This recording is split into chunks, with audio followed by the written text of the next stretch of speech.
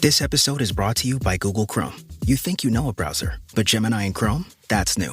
It can help you with practically anything on the web, like restoring a vintage motorcycle from a 50-page restoration blog, or finally break down that long article you've had open for weeks. Gemini and Chrome is here for it. Ready to make anything online make sense? There's no place like Chrome. Check responses, setup required, compatibility and availability varies, 18+. Your call has been forwarded to voicemail. Hi, this is Zoe Deutsch. And Nick Robinson. Our brand new movie, Voicemails for Isabel, is all about those little moments that feel like the universe is looking out. Feeling homesick, then your sister calls. Hearing that perfect song exactly when you need it. Sometimes life rigs things in our favor, like learning about your new favorite rom-com, Voicemails for Isabel. Now playing only on Netflix. Summer routines live or die by how easy they are. And honestly, if something takes too much effort, I'm out. That's why Groons is my go-to. It's my one daily pack of gummies covering my greens, vitamins, and minerals. Plus, it has 6 grams of prebiotic fiber, which is more than 2 cups of broccoli. No mixing powders, no giant pills, no hassle. I just rip open the pack and I'm done. They taste good and they make it easy to stay on top of my health, even when life gets busy. Save up to 52% with the code PODCAST at Groons.co. That's code PODCAST at GRUNS.co.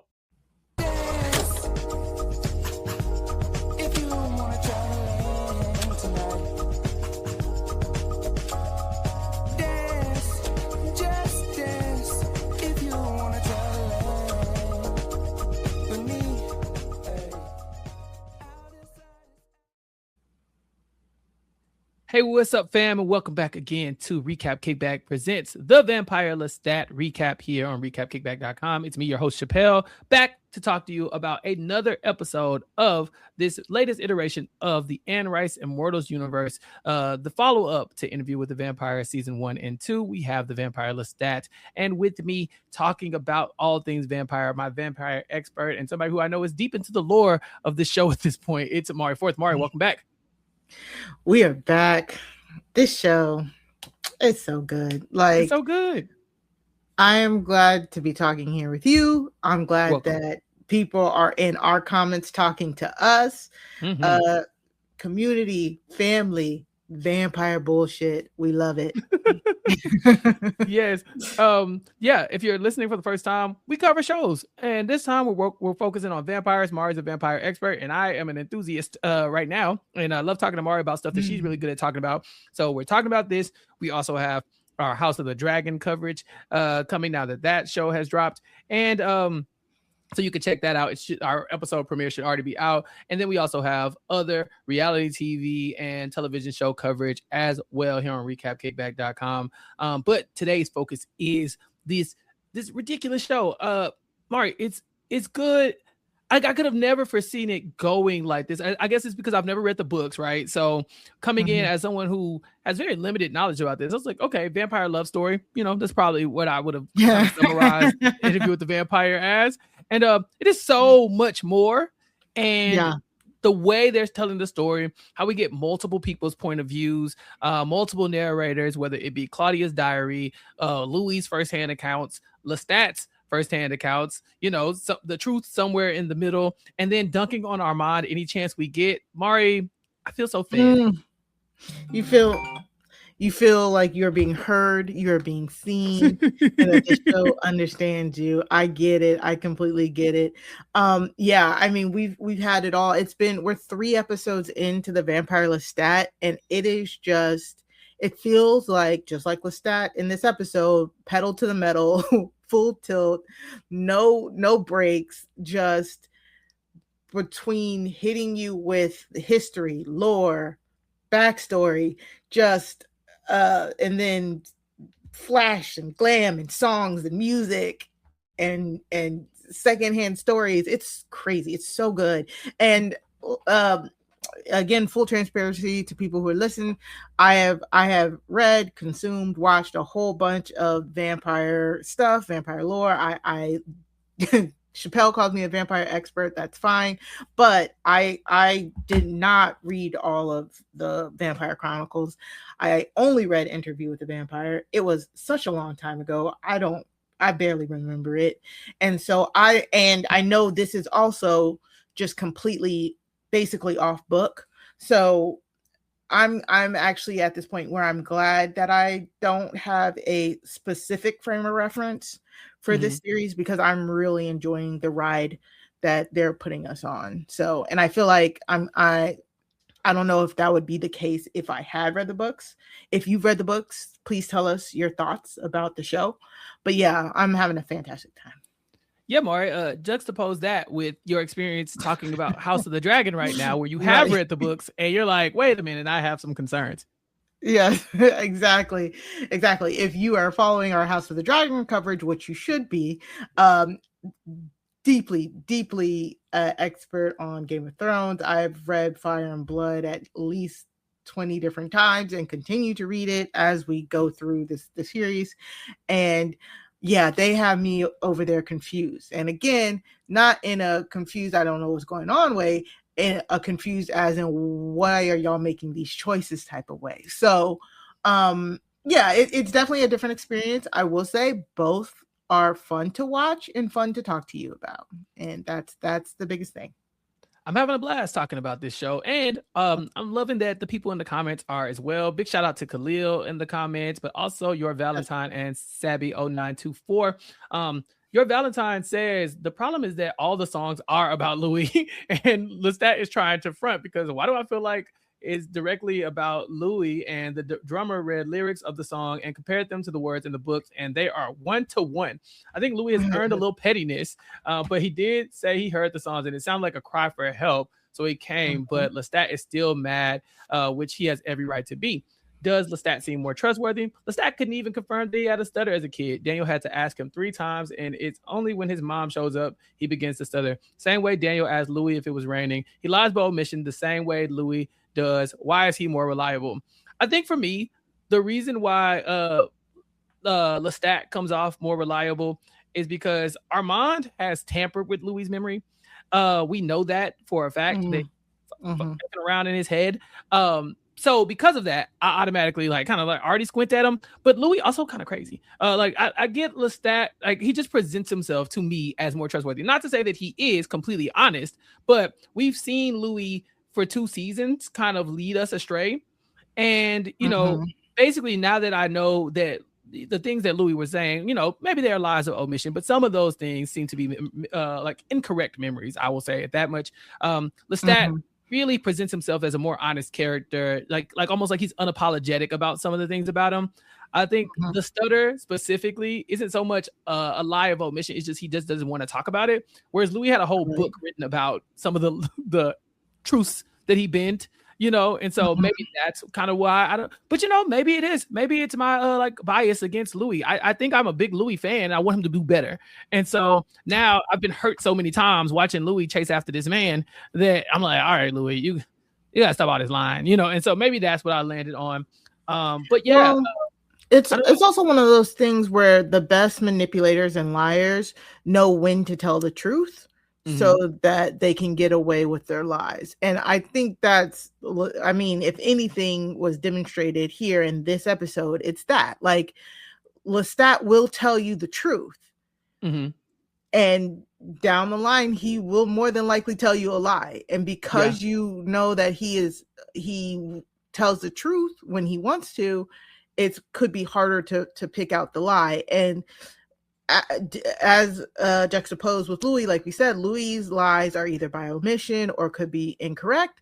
Well, we know for a fact Lestat is like a active liar. If he's right, when he lies, he knows he's doing it. So one of the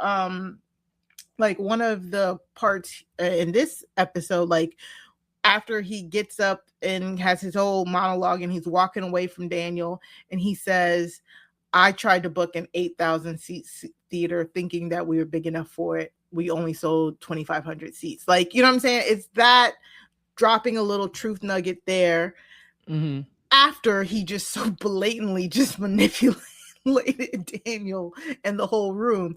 That's the reason why we are a little bit more keen to trust him as a character. I think that, and when Louis was talking to Daniel, he was like actively telling the Louis version, right? But that was the narrator that we got, him telling the Louis version to Daniel for the book purposes, and we saw that those things conflicted in Daniel's own writings, right? Like he would be like, "Well, you said this versus you said this." Lestat is telling us, we're his direct, narration, or I guess whoever is listening to that album, that's the people that he's talking to. And I don't know if he is incentivized to lie to those people, but I do know this, Mari. He is talking about Daniel as if Daniel is no longer with us. That was one of the first things I noticed. He was talking about Daniel Malloy, and he said he was this, he was that. Daniel, he said he was one of my bigger mistakes or one of my bigger regrets. I think at one point he talks about Daniel Malloy. And I don't remember what if Daniel was present in that room in episode 1, but I know Lestat talks about Daniel in the past tense the entire time in that episode. Whoa, I did not notice that. Good pickup. Yeah, with that point where he said that was the point where Daniel's hatred for me had like grown or something like that. We did see Louis, we did see Armand, we did see Ragland, but you're right. I don't know if we saw Daniel. The quote is, I did write it down. He said, Daniel led a brief incidental life as a vampire. What do you mean led? Yeah. If he's a vampire, would he not be alive still or dead, unalive? Right. You know what I'm saying? Like, what do you mean by that? What do you mean? That?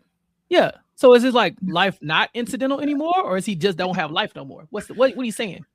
Oh, oh my God, he did say that. It caught me off guard. Yeah, it rang, and then I was just like, I like it, but then we were probably on to the very next thing. So like that's right. Ooh, good catch, Chappell. Good catch. Because he was talking about how when Daniel was born in real life, the life he lived, and then his vampire life and how it started, and then basically like brief incidental life as a vampire. And that's when I was like, brief, brief and led are the two parts that got me kind of like questioning whether Daniel is with us currently. Again, this story is told from Lestat's perspective, and so Daniel, unlike with Louis, Daniel doesn't have to be in the room to tell that story, because Daniel's documentary is what he's using to tell Lestat's story, and Daniel doesn't have to be present for that either. But we do see flashes of what it looks like when Daniel Malloy and Lestat sit down to do their interview, or his new interview with the vampire. Mari, what did you think about this exchange between Daniel, the investigative journalist, and Lestat, the unwilling participant who's pretending to be a unwilling participant unwillingly? This whole scene was just so chaotic. So chaotic. Just too much going on. Sophia over there being a good mom? Question mark? Wait, what do you mean by that? Yeah, what do you mean by that? Because she sees that Lestat doesn't want to open some of these floodgates. So she's intentionally trying to distract him, starting by like rubbing the leg of fake stat. What is it? Check stat. He's herpes stat now. Herpes stat, yeah. Rubbing his leg where Lestat can see her. Then at one point when Lestat is, kind of getting into some of the most vulnerable stuff, she goes and is banging Herp Stat in the bathroom so loudly that it forces the production to kind of stop for a second, kind of like give Lestat a breather. She is being a good mother and fledgling. Could she have done that without making Herp Stat put the wig on? Why he have to wear the Lestat wig? Why did he? And it was all disheveled. It was all a scoot off the side of his head. I said, Lord Jesus, he didn't even put it on good. Mari, I can't with the fledgling lover mother. It just don't work for me. Yeah, but she tried. She tried, and when he got out of there, she was suggesting. She's like, "Where you want to go? Who you want to kill? What we doing?" And he's like, "I'm good." He's like, "I'm good." He was a little emotionally spent. Yeah, she also tries to throw Daniel off by asking about the vampire, the big great conversion. This is the second time we've heard her mention it. Daniel does eventually ask about it, and Lestat's like, "That's stupid. I don't care. Like, so what if you think the vampires want to turn everybody into vampires? Like, who basically, I feel like the question right there is like, who in charge of that? Who gets to make that decision? Like, like, did the vampires have a meet and greet, a powwow? Do they have some type of round table? Is there a newsletter that goes out and they're like, all right, did they take a vote? Yeah. What is the council name in Twilight? Is it the Voltaire? The Voltaire. Yeah, the Voltaire. Are they do that in your readings of as vampire stuff? Do you find often that the vampires have like a governing body? Because I think in True Blood there was something like that. Yeah. Like I think I briefly mentioned it. There's normally always like some sort of European vampire council because European vampires are older, and then there's like sometimes an offshoot of an American council, and they're always button heads. Like that's essentially what happened in Twilight as well. You know what I'm saying? It's that new the new world versus old world type of narrative. So they're always in quite literally in most vampire structured books, there's normally an overarching council, because again, these people are living forever, so somebody kind of gotta whip everybody into shape. You know what I'm saying? And the Great Convergence, I'm really interested to go deeper into this, because it essentially doesn't make sense. You can't turn everybody into vampires, because then what are they going to feed off of? Right. You know what I'm saying?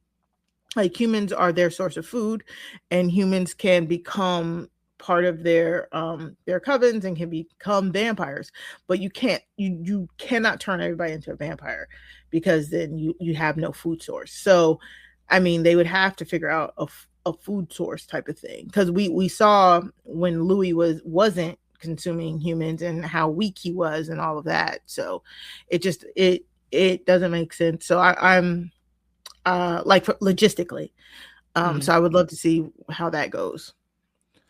Same. I hadn't even thought about it along those lines. I know Gabriella has mentioned it a couple of times, but the actual logistics of how to make that happen, right over my head. So Lestat in this interview is pretty much in character for the most part. He's kind of presenting himself as the rock star vampire, but vampire in quotation marks, like it's like his persona. And Daniel's really trying to get into like, no, you're an actual vampire. Let's talk about vampire things. He wants to talk about Lestat's childhood and how, his becoming a vampire and the things that led him to this point. And he's using the tactics that got him so far with Louis. The poking and prodding at him, trying to get him to loosen up, trying to play on his insecurities. We saw what a skilled interviewer Daniel was, and there were flashes of that in this episode, but he has met his match with Lestat. Lestat is like, make no mistake, I'm not Louis. You wish I was Louis, where I would just crumble at your words and your prodding about stuttering, and I would get sweaty and panic and start spreading out words and crying and all this other stuff. Baby, that ain't me. You got the wrong G. So Lestat, that was great. The entire time I was thinking that Daniel might have actually got the upper hand on him, Mari. And turns out this entire interview becomes a figment or at least a telepathic conversation, and not one that Daniel could get on camera. Yeah, exactly. And it's again, it's showing us Lestat's truth and manipulation, because let's be real, I do believe Lestat, opened himself up, was raw, talking about his transformation, talking about Nikki and talking about everything he's endured. But so he got it off his chest to kind of make him feel lighter in a sense.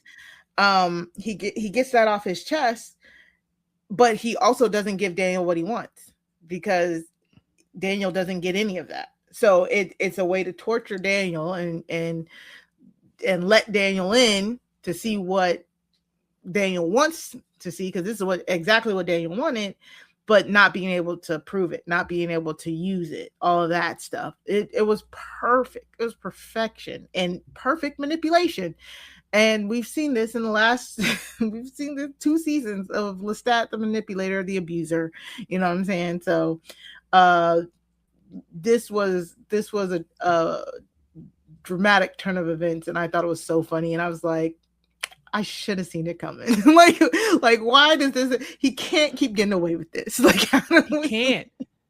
and it goes to what we were saying, what our commenter was saying, right? Like, why do you think you can believe Lestat? He blatantly lied to us for about 20 minutes of the episode, right? Like, even this pop star kind of like music video that he imagines with Magnus' ugly ass, kind of like seeing him across the room, and then he's singing the song and all this kind of stuff.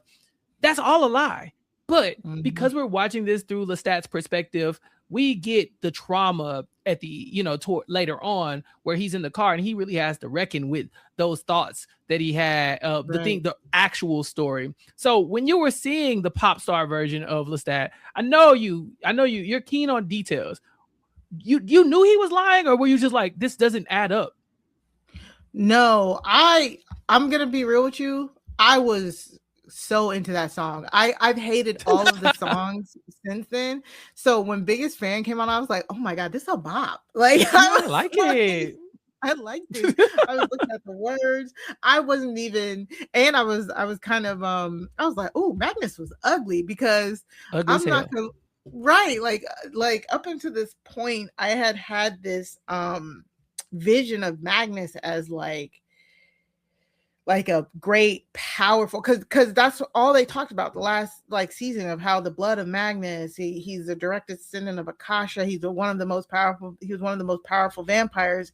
And for Lestat to be the stature that he is, the presence that he is, I really thought that Magnus would have a looming presence, and for Magnus to be a foul, decrepit hermit creature looking person, that had me shook. I was actually shook. So I did not realize that. I didn't really see it as the truthful retelling of his turning. So I was just kind of like, oh, so we're putting the songs with the people here, you know what I'm saying? And that song was so good to me. I really, and when he was like, it's kind of like Every Breath You Take, Stan, I love you some Eminem. So I was like, oh, I love those type of songs where it's like a different point of view. So yeah, I didn't even think that it was just him trying to, put flowers on poop type thing.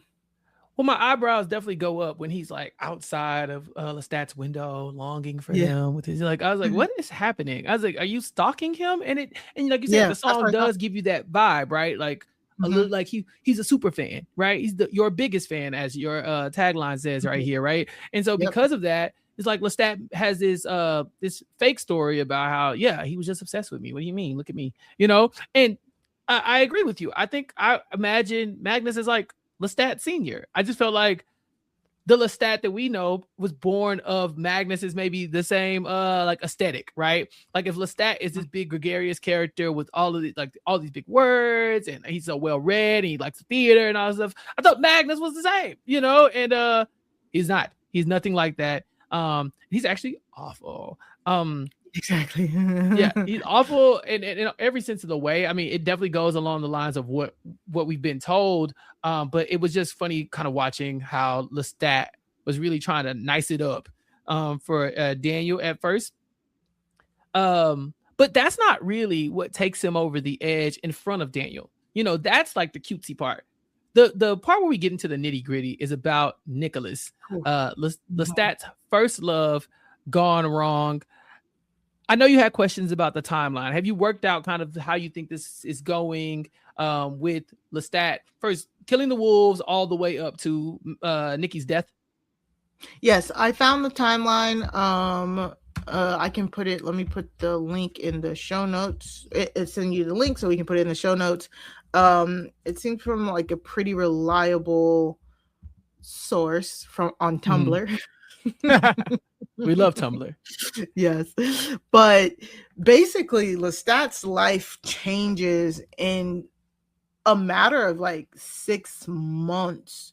So Lestat kills those wolves, the 8 wolves, in the winter of 1779. We're thinking about January or so. In February of 1779, that's when he moves to Paris. He meets Nikki. and him and Nikki start, dating each other. About a few weeks later, he officially moves to Paris. Or like Lestat is like in Paris. His mom pays for him to live and act there. Lestat in summer of 1779, he's on stage. He's in the in Lilio Rising at Renaud's House of Thespians. And later that autumn, Nikki is disinherited, right? So he talks about how his father had basically cut him off when him and Lestat first get together, but he's disinherited. And it's by October of 1779 that Magnus stalks Lestat, and then he kidnaps him and turns him. So that's in October of 1779. So from January to October, he's only lives in Paris for like 6 months before he's turned, essentially. And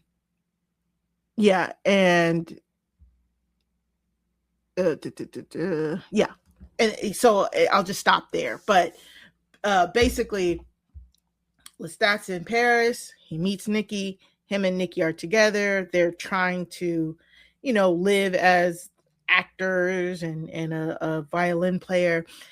Lestat gets taken, turned, and he comes back, and we see that play out on this episode. So at first I was a little confused with the timeline because of his mom, because I was like, well, what about his mom? In this timeline that I have, his mom shows up in the spring of 1780. So again, only a year or so she turns up, and that's when he turns her into a vampire. Yeah. So I mean, that tells you how swiftly things are happening for him. Like things are moving really quickly, and we know Lestat has kind of been sheltered this entire time, right? So when he meets Nikki, this is a whirlwind romance. He talks about how it was basically love at first sight. I saw him. We know he's in like really enthralled by his music as well, or his playing abilities to some extent. And so Lestat's all in. He's like, all right, yep, this is it. Nikki eventually starts to grow frustrated because he starts to pick up on some of the mystical things that are happening around Lestat. He knows that Lestat is hiding something from him, at least something magical, maybe the vampire thing. Obviously, he doesn't know what it is, but he can tell there's some stuff going on. Gabriella's presence is really what keys Nikki in onto what's going on, because Nikki's trying to figure out why she's alive. When we saw last episode, Gabriella told Lestat, I'm not going to make it through the winter. But we're at 1780 at this point. And she does end up making it through the winter, but barely. And she's around, right? Like she's kicking it. And so he kind of like, well, why is your mama here? Like, what's up? I thought she was about to die. It comes out that, he has his ability to keep her alive. And Nikki says, okay, now pick me, love me, pick me, choose me, make me. Because if you really love me, you wouldn't want to spend an eternity without me, right? And so there's some conflicting feelings about this. Lestat obviously doesn't want to change Nikki. Gabriella doesn't want to change Nikki, but Nikki is throwing a whole BF. And he wants it. So eventually we will see Lestat change him over to a vampire. Now, Mari, why do you think Gabriella is so against Nikki? Is she just doesn't like him? No, because he's clearly she could see that he couldn't handle the change. And also, but how'd she know? And also those dates correspond with the book. So the dates might be off because we shifted later modern, but it's still that same timeline of within a year or so all that happened. Sorry. Yeah, but anyway, the French Revolution is happening. I mean, the American Revolution is happening outside the window, and the French are like involved, so it makes sense. Yes, exactly. Okay.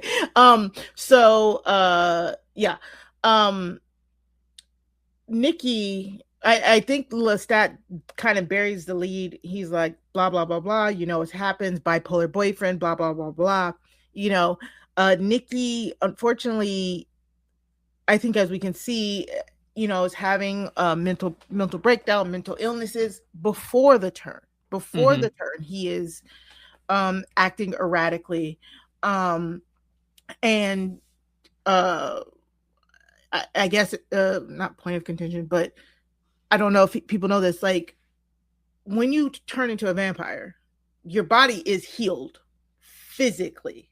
But as we've talked about with like making vampires who are too young and stuff like that, it does not, you can't heal like mental illnesses, brain stuff. You know what I'm saying? Like, becoming a vampire will not magically take away your anxiety, depression, or bipolar disorder. Probably going to make it worse, if anything. Exactly. So, your body can be healed and all of that, but the mind is basically all you'll have for an eternity. So your mind has to be pretty strong and fortified to withstand an eternity. So Gabrielle was like, he won't cut mustard, but Lestat loves him too much, and Nikki is like, give me the dark gift, I want it. You give it to her, and then and and this is after he's been attacked by Armand and his people because Lestat didn't check in. Yeah. He didn't check in. Lestat didn't check in, so they kidnapped Nikki, almost drain him to death, and before Lestat recovers him, and Nikki begs for the dark gift, and Lestat gives in because we've seen it before. Lestat, that's kind of his thing. That's kind of his thing. He gives the love of his life what they want, even if they live to regret it or whatever. So, just like he gave in making Claudia, he gives in and makes Nikki a vampire. It clearly does not make anything better. Nikki ends up cutting off his hand, and it's just we see Lestat recount Nikki's death in that hypnotic state that he's in with Daniel Malloy, and it was just A+ acting for Sam Reed, man. Sam Reed, he's good. That boy good. That boy good. That boy's good. No, that was great. Nikki, his breakdown that he has, right, where he is cutting his hand off and throwing it in the fire. It's like a symbolic moment, that's him being like, I'm not going to play music for you no more. I don't like, this is a breakup that's happening in front of us from Nikki's point of view.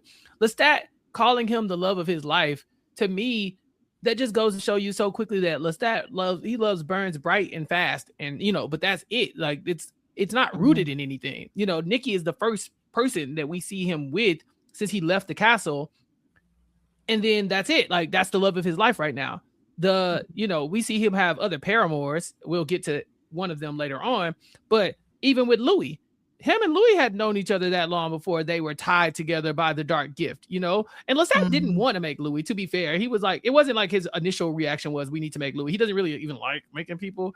And you can imagine why, right? Because look at how he was made. But I do think that there's so much more when Lestat is saying, oh, I love them. I think in the moment, it makes sense for him. Like, oh, this is love, right? But I think that making Nikki is a mistake. And it's just something that Lestat will probably never get over. And he tries to, obviously like laugh it off and play into it and, make songs about Louis and stuff like that. But I don't doubt that some of these songs are about Nikki, because it looks like he did take this pretty hard. Yeah. I mean, again, you have centuries and centuries worth of hurt, and Daniel Malloy points out, he's like, oh, Nikki was no big deal, but after Nikki dies, he buries himself on the ground for a century, before he comes back out. So yeah, as a vampire, that's the only way you can stop, kind of like making memories, being a part of the world, without doing the true death. Like, that's how it was. He didn't feel like experiencing anything anymore for 100 years. It took him 100 years to be like, okay, I guess I can get up out of here. So yeah, it's not, it was sad. It was sad how Nikki goes out. And I love how the music is bringing this all up. Like we said, it's opening, it's breaking down all of those walls that he's been having up for centuries, and it's opening the door, which it could be a bad thing, as we see a little bit later too. When did him? I keep forget like that. I wanted to go back. I didn't get time to go back and look at Armand's storytelling from season 2 of Interview with the Vampire. But I also was like, oh, I forgot that Armand and Lestat were like lovers for like 2 seconds. Yeah, I mean, it's happening while Nikki is there. We see a scene in this very episode. Look, I really hate that I love Lestat. I do, because him telling his version of the events, again, maybe it's true, maybe it's not. We saw Armand's side of the story about what it was like when they were in the theater together, but this time in Lestat's version, him, Armand, and Gabriella are sitting up in the booth, looking down. I mean, the balcony, looking down at Nikki playing furiously because Lestat is cheating on him. Lestat is sleeping with Armand. And Armand's like, have you told him about us? And he's like, shut up. Like, you know, it's so good. Like, I think Armand is my favorite character right now, because him, as like, just from Lestat's point of view, he's such a like petulant, like annoyance. It's so funny to see him depicted like this. It's like, what is he gonna say when he finds out about it? Like, Armand, shut up. Nobody's thinking about you. He's like, there is no us. We just having sex. Leave me alone. Like, it's just right. That cannot be bothered. Even every time when Armand is brought up, I think when he talks about how Daniel Malloy made him, he's like the gargoyle Armand. Like, he hates him. And I love it. I love that he hates Armand, because I too hate Armand. And so more Armand on screen, please, especially from Lestat's point of view. But yeah, it overlaps with the Nikki timeline, to your point. Nikki is not gone. He's right there, just playing the violin furiously and making a scene, you know. And this is, I think that's why the breakup happens. I really think this is why the badness happens, is because he thought me and Lestat are going to be forever and eternity, right? I had him make me the dark gift so we could be together.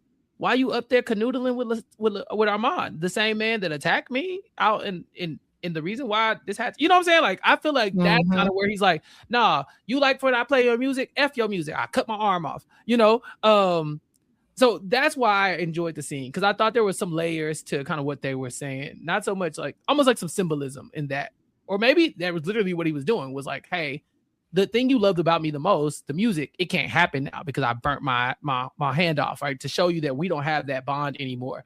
And it's not the last time he will get burned, because he needs to die. He's lost his mind. They can't get through them. And Lestat doesn't have the heart to do it. And this is a pattern, Mari, in Lestat's life for the people that he make, because he makes them and then he watches somebody else destroy them. Yeah. And Armand has done it a few times. I mean, he definitely gets credit for Claudia. And I guess technically Claudia's homegirl. Yeah. No, or did Louis make her? Louis made her, but Armand, I mean, killed them both. Like, yeah.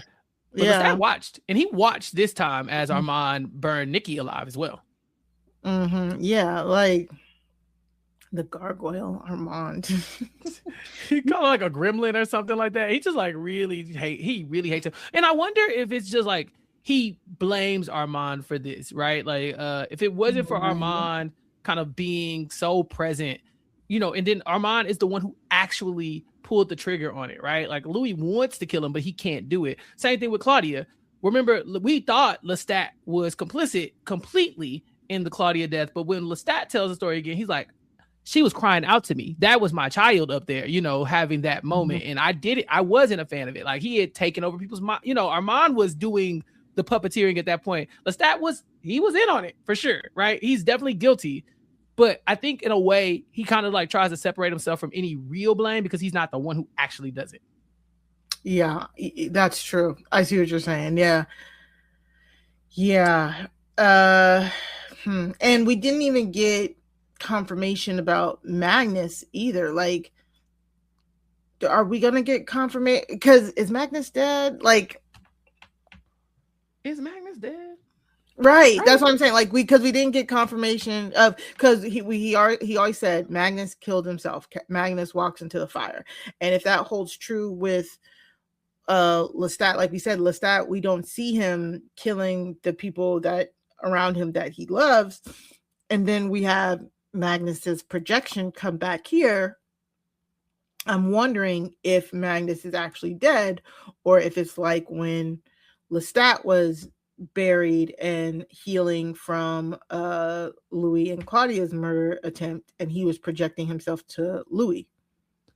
That's a good point. I mean, I learned so much about just like vampire lifespans and kind of what can kill vampires and what can't. Even in this episode, we saw a conversation about how decapitation doesn't necessarily kill a vampire, right? And that a vampire like Lestat could live for days without a head.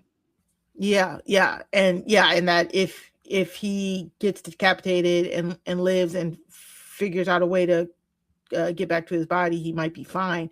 That's why they always say with the vampires, you remove the head and burn it. You remove the head, stake the heart, burn the body. Like that's normally the 1-2 step. You're out of here type thing. Sunlight, burning, fire. The ultimate destroyer, destruction. Will normally always do it.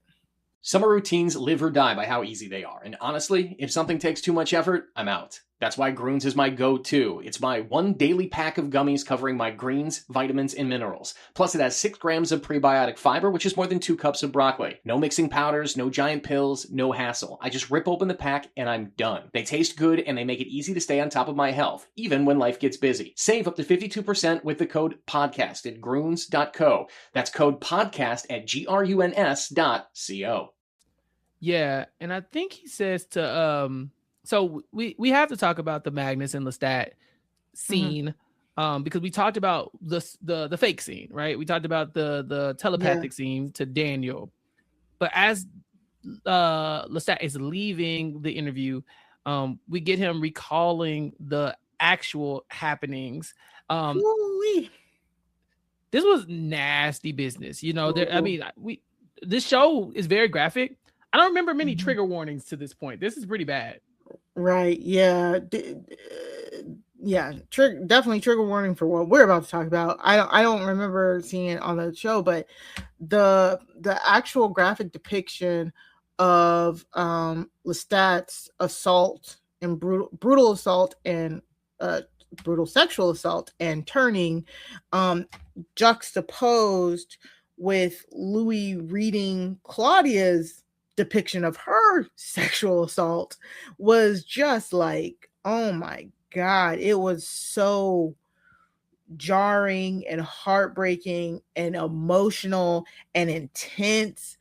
And I was like, oh my God, like it was a lot. And I mean, kudos to everybody who worked on that scene. They talked about how brutal they wanted the scene to be, because they're like, we want you guys to get across that this was something that Lestat has to constantly work through, that his turning was an actual kidnapping and assault, and that he did not ask for the dark gift and all of that. So just brutal, man.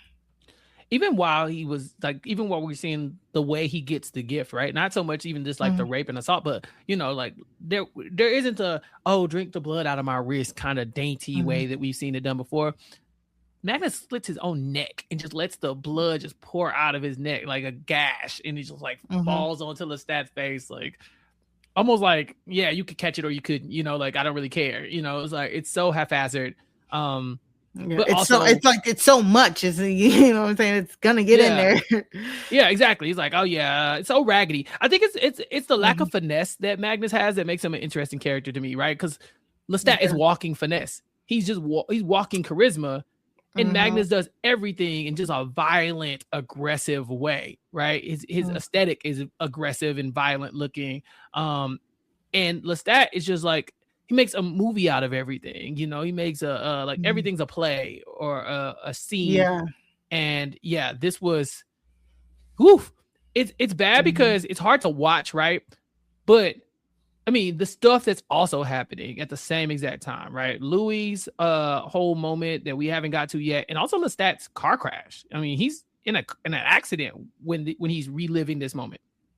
Yeah, it's one of those things. It's like the emotional hurt is so much that you kind of got to get some physical pain in there to bring you back down. That's what it felt like, because it felt like once Lestat crashed that car and he walked away from it, he felt a little cathartic. And even he says, like, opening these doors are bringing back all of these memories, but he likes it because the music is what's opening it. The music is what's helping him get through it. And so it's so weird. It's so weird because it's him facing his demons, in a sense, literal demons. So this actually gave me a little bit more questions, because even Magnus, and then it was just so much information being thrown at us at one point. I went back and I watched the scene again. But it was because I was trying to, because I had to watch, because the first time I was paying attention to the Lestat stuff, so I was missing some of Louis' stuff, so I had to go back. So when I went back, I focused on what Louis was saying to Bruce. So yeah, it was just so much being thrown at us. Like, Magnus is like, "Oh, you left some details out," and again, I'm like, "Are you dead, sir? Are you really dead? What are the details that he left out? I mean, other than the, brutal assault." And then he said there's like this table. He said there's 68 of us. He starts naming people. I'm like, what is he talking about? I'm like, is he talking about the people who like have met the true death because of Lestat, like the other vampires? It was really interesting. Like, I was very like kind of confused in that moment as to what is Magnus talking about, man. He says Lestat tipped over the collywobble shelf onto the lawn table and took the cloth off the lawn table. We eat your soul at the lawn table. 68 courses so far. We keep waiting for the bill, but the plates keep coming, and we keep asking ourselves, when is he going to make an album? Yeah, I don't know. I don't know what this means. I'm very much like, what do you mean by that? Do you have the names? Doesn't he start saying names too? And Magnus says, very odd company at the lawn table. A hand, a finger, a drummer, a pimp. Wait. Wait. A hand is Nicholas. A finger is Antoinette's fingers. A drummer. There's a drummer in the band. But he didn't kill her. Not yet. Okay. A drummer. Or maybe they're lovers. Louis the Louis pimp. Not dead. Louis a pimp. Yeah. And then Mommy and Claudia. Who's the drummer? It's got to be the drummer. We only know one. The drummer of the current band, the woman? That's what I would guess. I mean, is there another drummer? I don't know. That said, a lot of questions come from our interaction with Magnus, but we get somewhat of a conclusion to a story that we kind of questioned last week. We talked about whether or not Louis would be taking on the killer, aka Bruce, as like the big boss, or if that would happen swiftly. Mari, you correctly called it. Louis immediately beelines to Bruce's home, kills everybody inside, frees the captured vampires. Don't really know why they're captured, but they are, and he frees them. Captured humans. Oh, captured humans. Yeah, he tells them they're great dodged in the street. Yeah, that was a human that when Bruce says, well, what did you do with the food? That they were the food. Mm-hmm. He gave them the Uber. Yeah. Oh, dang. Yeah. Uber Eats the opposite way. So so that said, Louis waits and waits and waits. And it seems like Bruce is fresh off his honeymoon when he shows up. With Baby Jinx. With Baby Jinx, yeah. Baby Jinx is like, yeah, she's like, what's up? What are you doing to my husband? As Louis rips his organs out, basically. Nope. His vertebrae. He ripped his spine out. He ripped his spine out. Crazy. Yeah, crazy. He rips his spine out, so he has to sit there and listen to him. Yeah, no, this was me. Hi, me. I love Louis. I hate what he be doing, but this is the Louis that I love. The smoothness with which he just said, "Oh, hey, I want to talk to you." Right. That Creole fellow jumped right back out. Right. Yes, head off. He's like, don't talk, just telepathically. Where's Killer? Where's Killer? No? Okay. Knocks on the door, jumps up, goes through the window. People are this sequence, this directing sequence was just so good. Goes through the window, people are outside, chops off a head through the window, the head falls, goes in, where's Killer? Where's Killer? Are you Killer? Like just the calmness of his voice as he is wrecking shop in this house, and they do it in such a way that is, I think we saw something a little bit reminiscent of this when they go hunting with the theater of vampires the first time, right? When Louis and Claudia go, where it's like it's implied gore and violence. Like we know that everybody in that house is dead, and we didn't see it, but it was done in such a great way that we didn't need to see it, you know? And like you said, Louis sits there, he waits. I wanted to know more about that wall, that what it said, like Armand told the truth. And I wanted to know more about that wall. Yeah, no, I'm with you on that one, because I'm looking at it right now. And there's a lot of Vampire Lestat stuff. It's Lestat, it's a lot of Lestat stuff. I don't know what he means by Armand told the truth, but I'm sure we'll find out one day. So Bruce comes in, Louis rips his spine out, like, and so that he has to sit there, and Louis produces those 4 pages that we know was missing from Claudia's diary. And as he sits there and reads those 4 pages, that was like, I didn't like that. Like, I mean, you know, I'm not supposed to. Like, I viscerally I didn't like the scene and all that, but like what he was saying, that was so visceral. And listening to her decount and to tell her assault, and for it to end with it, for it to almost end with like, I thought I was the monster in the shadow. Like the realization, even as a woman vampire, that there's always somebody more horrendous than you. Like not even Claudia, not even being turned into a vampire made her safe from rape and assault. And that was terrifying.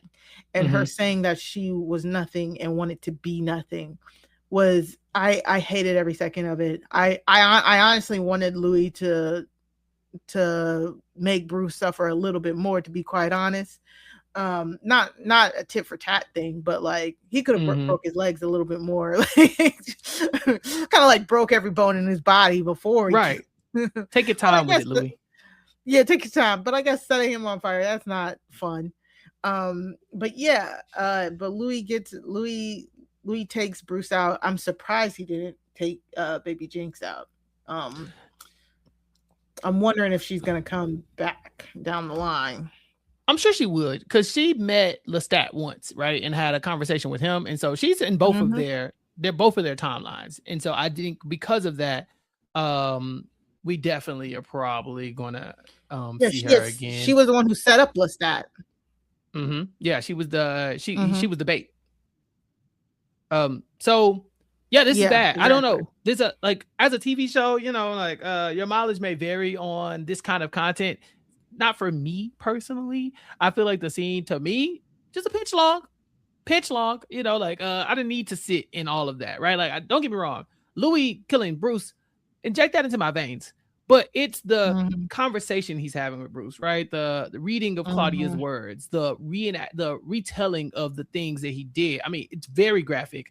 And then while it's happening, if you can separate yourself from that, you still have to physically watch the vision of Lestat being raped, and like and being assaulted and being, you know, whatever, and being turned. And so it's like, if you can separate yourself from the Claudia, you hear the Claudia story, but you see the Lestat story.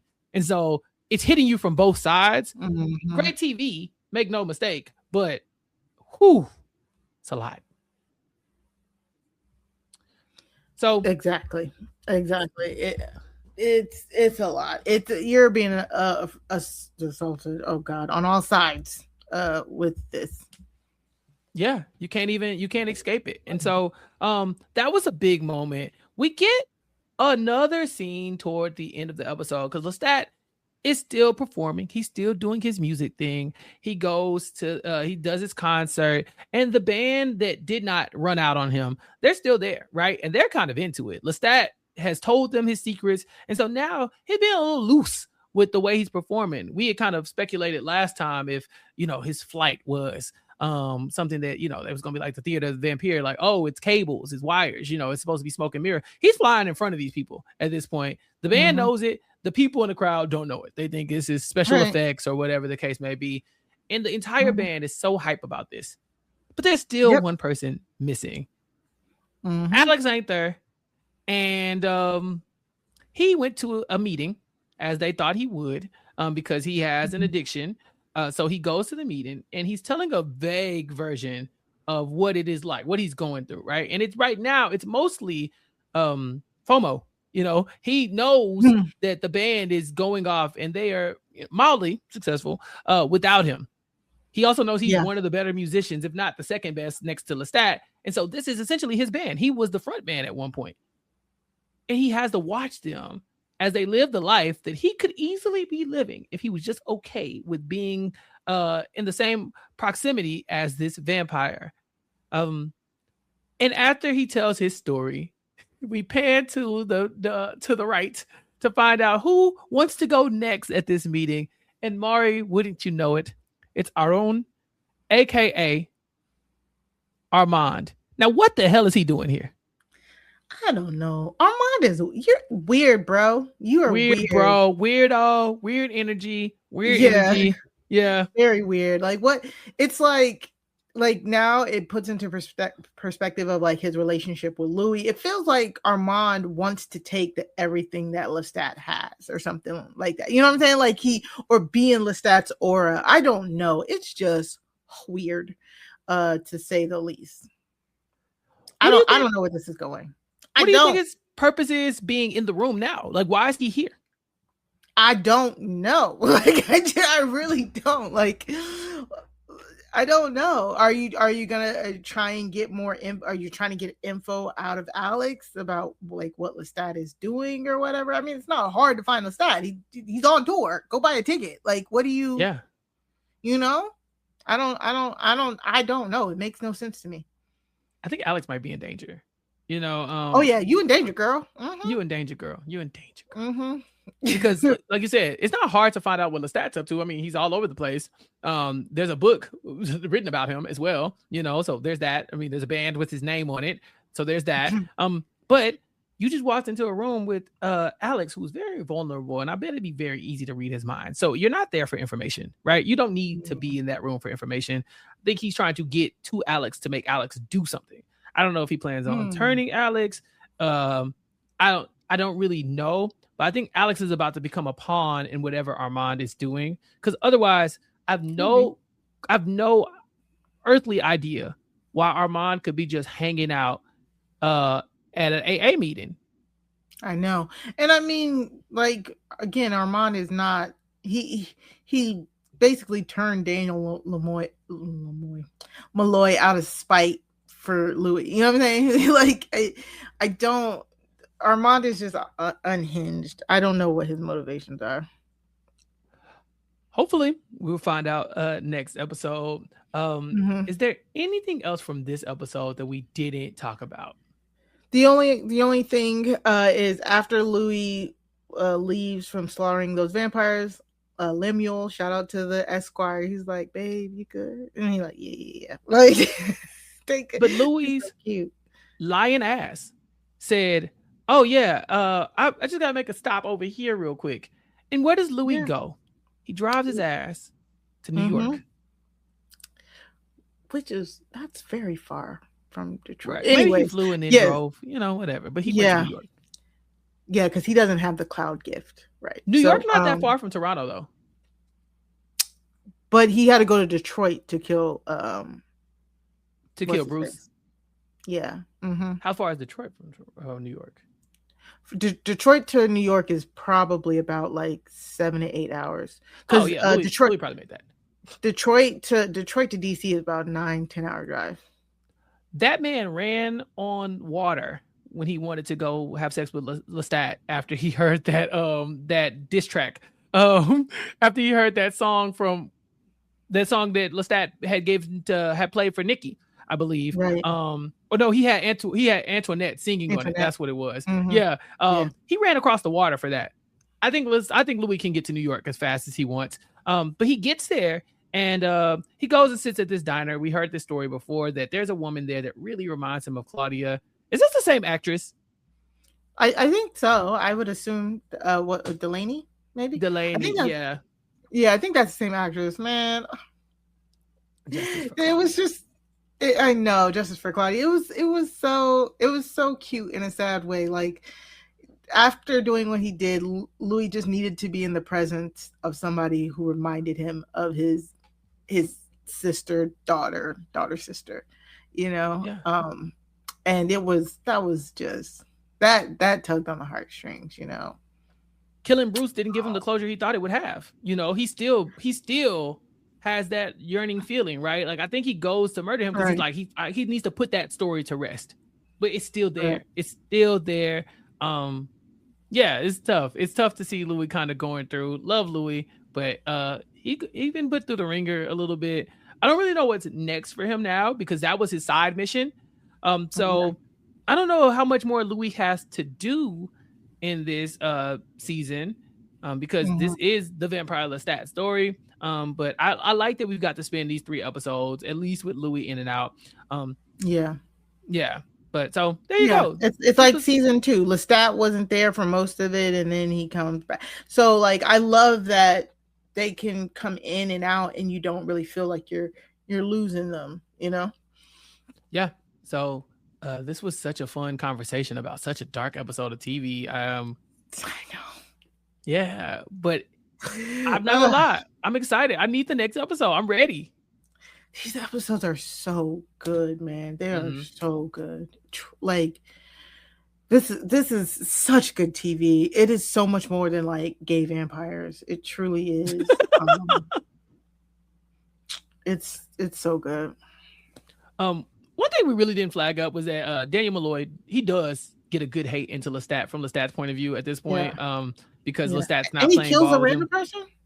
I think so. And then on top of that, he also is kind of picking up on the Gabriella story. You know, I think he's starting to piece together that Sophia might not be who she seems. But Lestat kind of quickly lies to him and like, oh yeah, she just didn't make it through toddlerdom. You know, as a vampire, it's tough. My mom died. Blah blah blah. I feel like Daniel Malloy is a savvy enough journalist to where he'll get to the bottom of that soon enough. Yeah, soon enough. I agree. All right, so that was episode 3 of the Vampire Lestat, recapped here on recapkickback.com. Such a fun time. Make sure you leave us a comment. Let us know what you think about this episode of TV. Are you loving it? Are you hating it? Were you able to watch that scene? You know, because it does get kind of dark. You know, keep the comments coming. We love it. We love the feedback. Absolutely. And all. Yeah, share the podcast, show it to your friends, and really just like enjoy. We're enjoying talking to you about it as much as we are talking about it with each other. So keep that coming, and then tune in next time for episode 4. Mari, what do you have going on in the meantime? In the meantime, other than y'all better be watching House of the Dragons on here. Better be. Maybe get your cups, right? Your House of the Dragon cups, your Lestat cups. If you haven't looked, I have some Vampire Lestat. I just have Lestat and Louis right now. So I'm doing custom orders if you guys want anything else. So let me know. If you want a Vampire Lestat cup, reach out to me through my website, which Chappell is gonna bring up right now. Oh yes, absolutely. MariCrashTooMuch.BigCartel.com to get your cups, your custom tumblers. Yeah, very fun. Yep, right here on the screen, also in the show notes. Thank you for everybody who has been making purchases the past few weeks. It's been so fun customizing your cups. And then, of course, Crime Scene Pod, me and Sarah Carey bringing true crime on Tuesdays. You can go to crimescenepod.com to subscribe. We just dropped our Maternal Instinct episode where we talk about that horrible documentary. Like, Netflix has been on a roll just dropping horrible documentaries about, well, good documentaries about horrible women recently. So Maternal Instinct is the next one up. So if you want to hear me, Sarah, and our guest, Dr. Victoria Davis from the Black Girls Talking TV podcast, talk about Maternal Instinct. It was such a fun chat. So go to crimescenepod.com in order to subscribe, or type in Crime Scene. That's Crime SEEN wherever you get your podcasts. You can go to buymeacoffee.com/crimescenepod in order to subscribe to our membership as well. Thank y'all for coming and listening to us and checking out our podcast. We will be back next week with more The Vampire Lestat. But until then, you ain't got to go home, but you got to get the hell up out of here. We'll talk to y'all next time. Peace. I've been trapped behind 12 Marias, isolated like it's North Korea. Smaller city with some bigger dreams. The wall is cracked, I'm looking in between it. The world is yours, but man, I gotta see it. They say it's hard, but man, I gotta see it. The air I'm breathing can't feel my chest. Wait on life, I wanna hold my breath. I'ma get in my goddamn self.